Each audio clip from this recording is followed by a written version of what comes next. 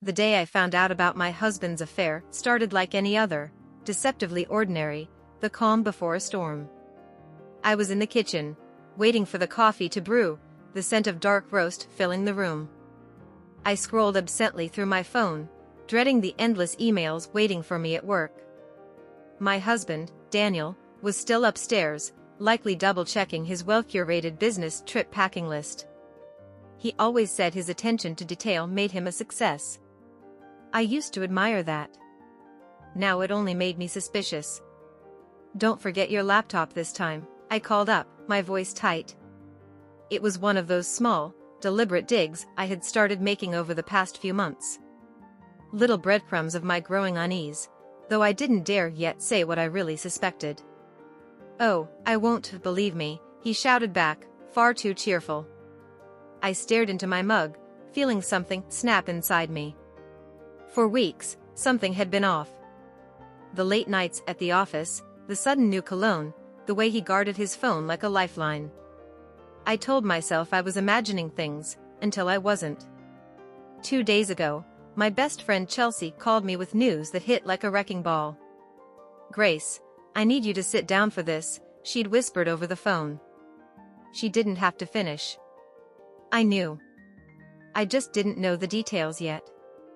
Chelsea's friend, a hotel receptionist across town, had seen Daniel check into a luxury suite 2 weekends ago, not alone. My heart pounded as I heard the woman's description: tall, blonde, younger. I hung up on Chelsea before I could cry in front of her, swallowing the shame and betrayal like bitter medicine. By the next morning, I'd found it. A confirmation email buried in Daniel's inbox, detailing an extravagant 5-day trip, Italy, of all places. Flights, hotels, and dinners for 2. I could barely breathe as I read it. He hadn't even been careful. That hurt the most.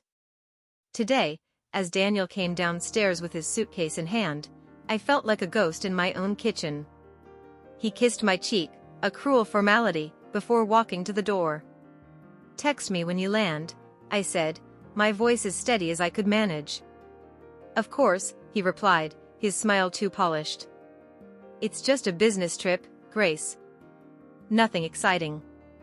The door clicked shut, and the house fell into silence. I let out a shaky breath, my hands trembling against the countertop. Minutes later, I picked up my phone and dialed the credit card company. "Yes, I'd like to freeze a card immediately," I told the customer service rep, my voice was icy and precise, as though I were closing a deal rather than dismantling my husband's affair. "Absolutely, ma'am. The card ending in 0934 has been frozen. Is there anything else I can assist with today?" "No," I said. "That's all." As I hung up, I imagined Daniel's face when his card got declined. I pictured the confusion, the helpless scramble for answers, while his mistress watched on, no doubt humiliated. It wasn't satisfaction I felt exactly, but something darker, a twisted sense of justice. I spent the rest of the day imagining how it would unfold. Maybe they'd get stuck at the airport. Maybe the hotel would refuse to let them check in without a valid card. He'd try to call me, of course, but I wouldn't answer. For once, he would be left wondering. By evening, Chelsea came over, bringing 2 bottles of wine and a silent promise not to ask how I was feeling unless I wanted to say it. We sat on the couch together as the hours passed, the TV on for background noise, but neither of us watching. "You're sure about this?" Chelsea asked softly. "Yes," I replied, without hesitation. He made his choices. Somewhere, thousands of miles away, Daniel's life was unraveling. And it had only just begun. I should have felt relief, triumph, even, but instead, I stared into the darkened window, the faint reflection of my face staring back. I looked like a woman I didn't recognize. For better or worse, this day marked the beginning of something new. The storm had arrived. I was ready for it. The phone started ringing at exactly 3:12 a.m.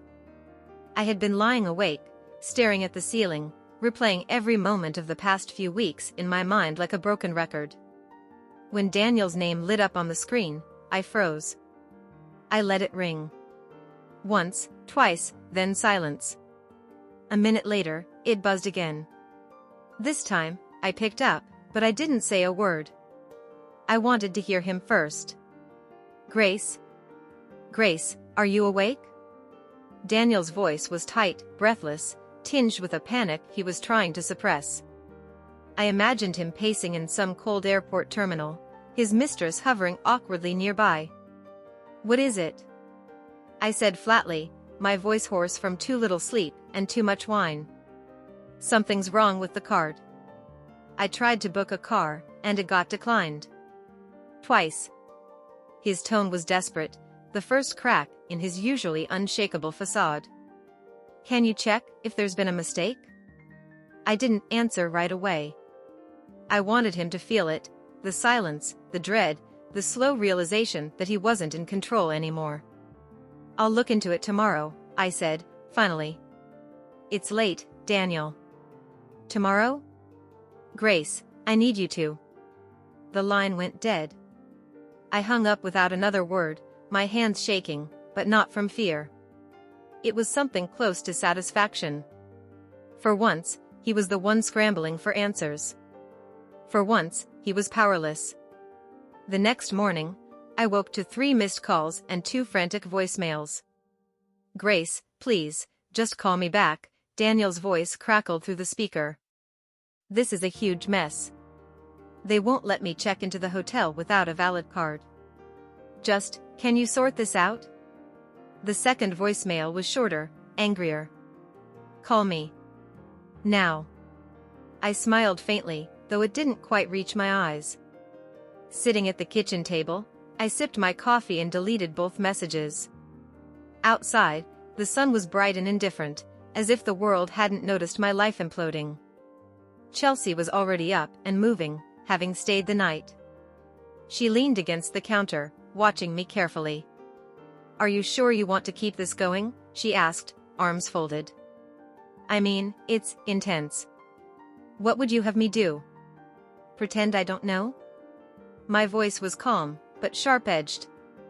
Let him have his little romantic getaway while I sit at home playing the fool. Chelsea sighed, her gaze softening.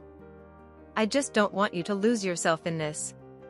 Maybe I need to lose myself, I murmured, more to myself than to her. Maybe I've been someone else for too long. That afternoon, my phone buzzed again. This time, it was a text.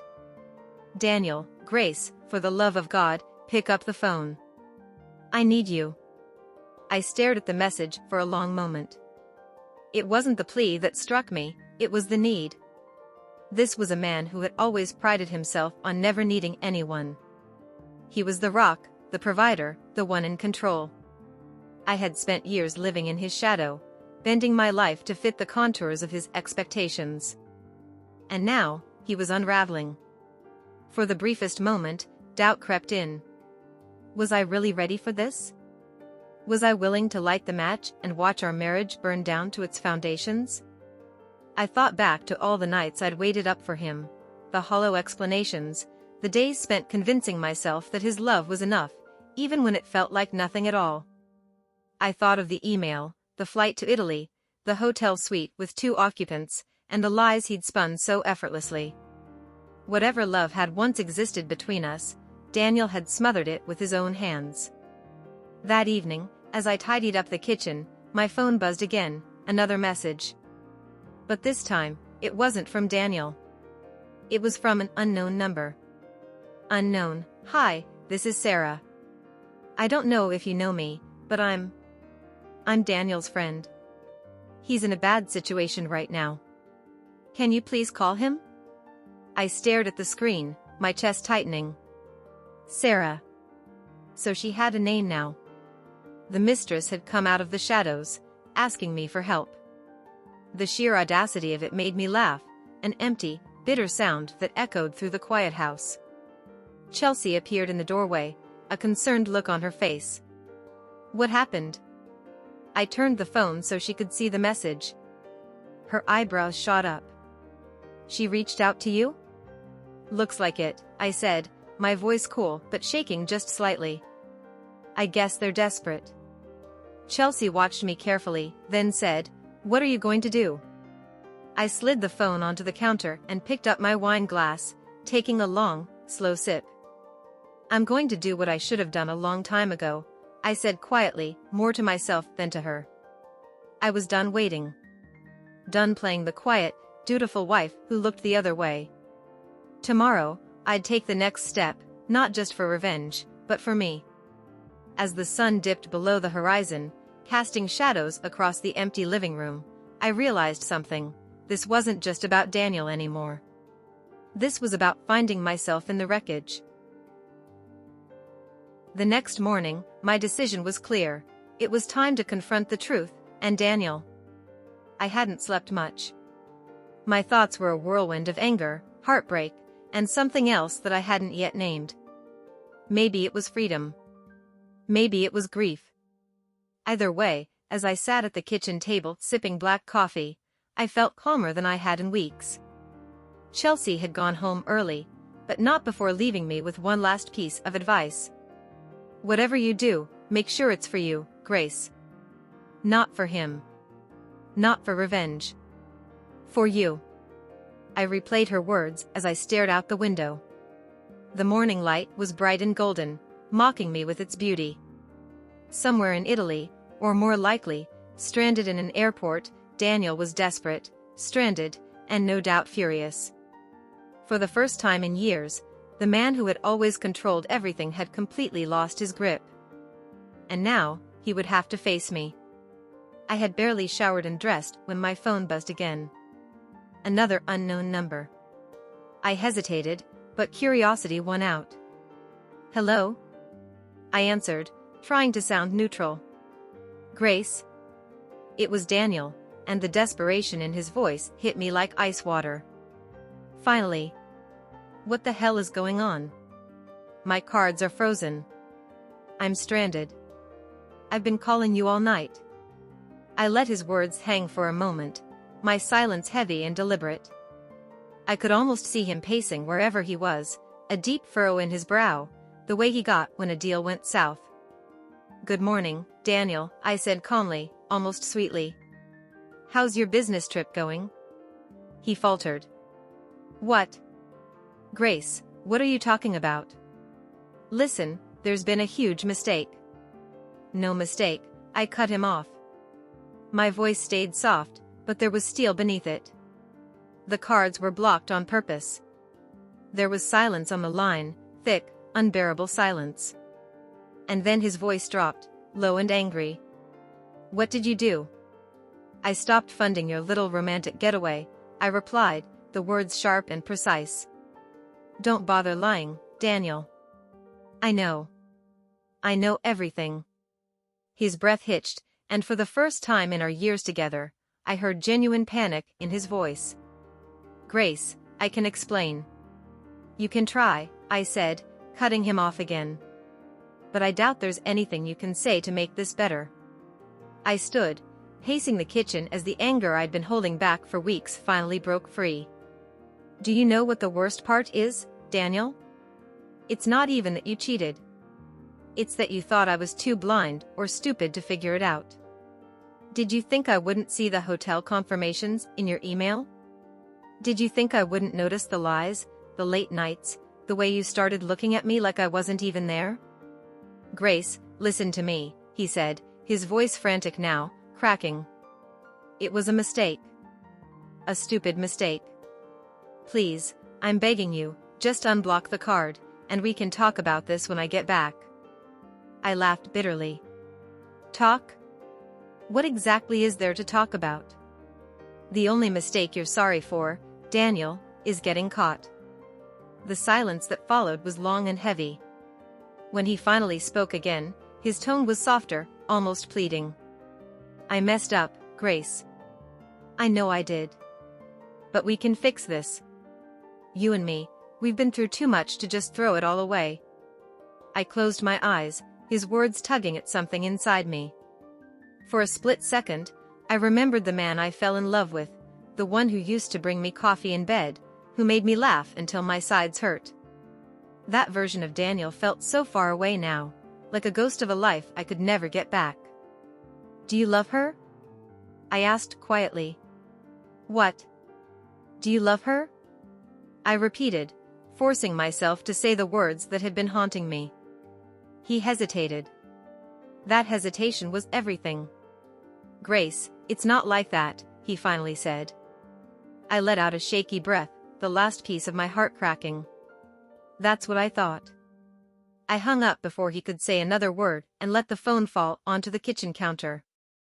My legs felt weak, so I sank onto one of the chairs, burying my face in my hands. I didn't cry. I couldn't. The tears felt too far away, like I had already emptied myself of them. For years, I had clung to the idea that if I just tried harder, if I was a better wife, a better partner, Daniel would finally see me again. But I realized now that I could have set myself on fire, and he still would have turned his back. I sat there for what felt like hours, the house quiet and still around me. The anger had burned away, leaving only the ache of truth. I had lost my marriage long before today. The difference was, now I could see it clearly. As the afternoon sun streamed through the windows, I stood, grabbed my keys, and headed for the door. I didn't know exactly where I was going, maybe for a drive, maybe to Chelsea's, but I knew one thing for certain: I wasn't waiting for Daniel anymore. I was done being the woman who waited. This time, I was walking away. The days that followed felt like waking up after a long, dreamless sleep. I hadn't heard from Daniel again, not directly, at least.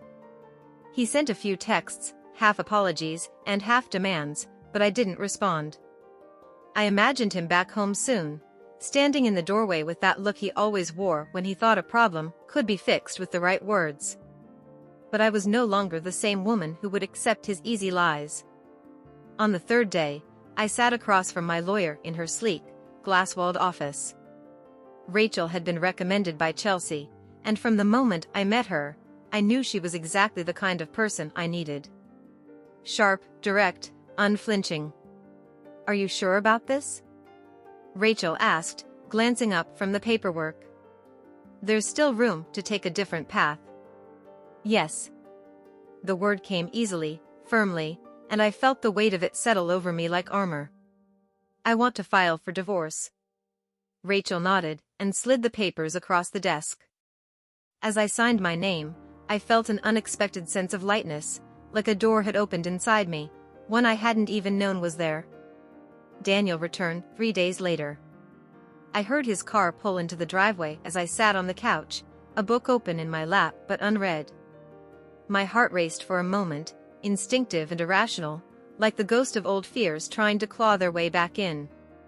The door opened, and I looked up. He stood there, disheveled, a duffel bag slung over his shoulder and shadows under his eyes. He looked smaller somehow, like the trip had stripped away his usual confidence. "Grace," he said quietly, almost cautiously. I stayed seated, my expression calm. "Welcome home." He dropped the bag with a thud and ran a hand through his hair. "Can we talk?"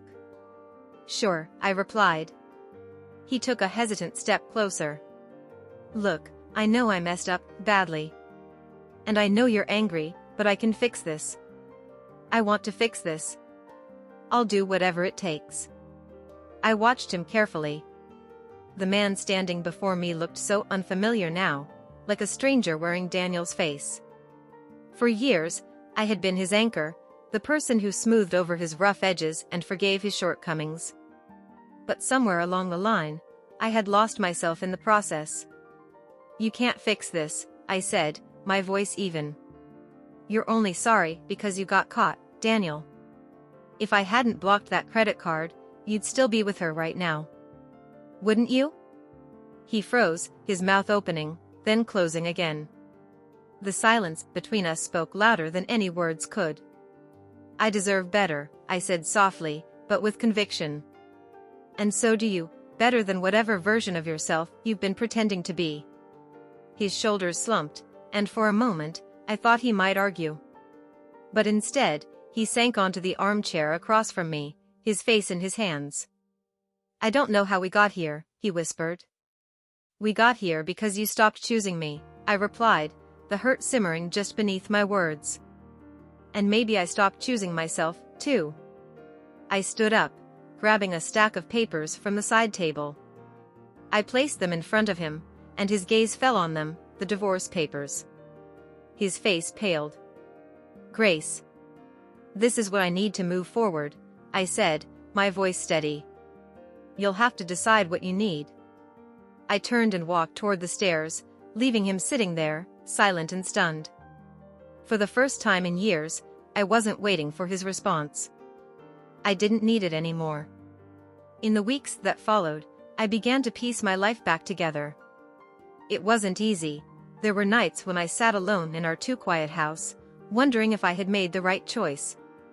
There were days when I felt the weight of the years we had spent together, all the memories we had built, crumble into dust. But slowly, I started to rediscover pieces of myself that I'd forgotten.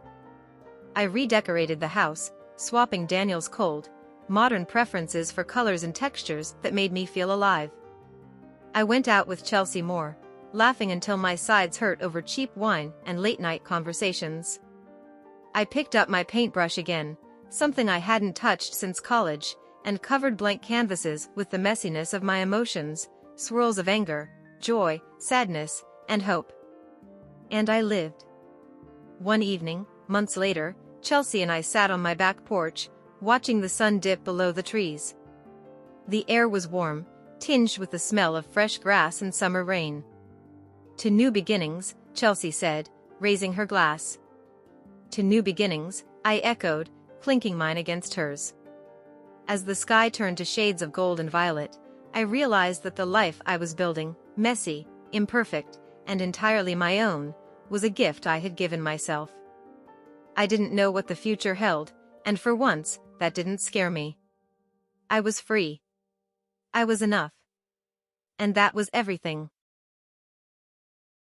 If you liked it, subscribe to the channel and enjoy these other amazing stories.